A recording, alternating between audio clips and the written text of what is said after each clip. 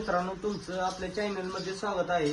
तर मी तुमचा लाडका शैलेश यादव. तर आज एका प्रसिद्ध बैलाची मुलाखत घेण्यासाठी आलेलो आहे. तर तुमचं नाव काय? राकेश धनाजी काटके.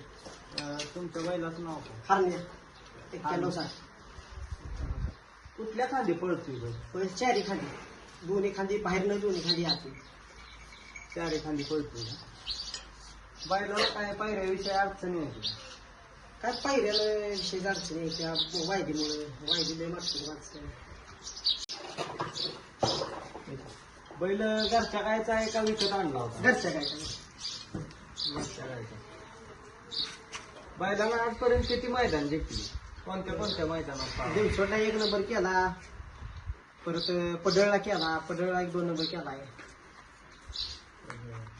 आदत वयातील संघर्ष काय बैला? आता तो वयात काय 4 महिनेच बैल पाळलाय, बाकी 6 महिने बसून होता बैल. आता काढला बैल. 2 मैदान कडनं पळून गट पासायचं. बैलाचं खाद्य काय काय चालतात बैला?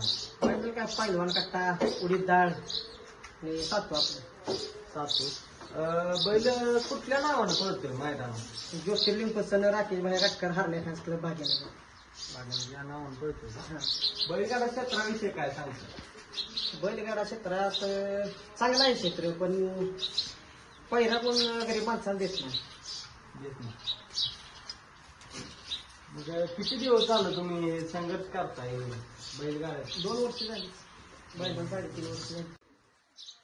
बैलाचा व्यायाम काय काय घेता तुम्ही? बैलाला पवनी, आवत आणि फेर. बैलात मग काय पायऱ्याविषयी काय अडचण आहे तुम्हाला? काय वायदी जास्त घ्यायला लागली, त्यामुळं पायऱ्याविषयी संघर्ष व्हायला लागला जास्त. वायदी देणं झालेली तर मागे चांगल्या पहिला आपला पळत असला तरी वायदी देत नाही ती. काय करायचं? त्यामुळे जरा कुठे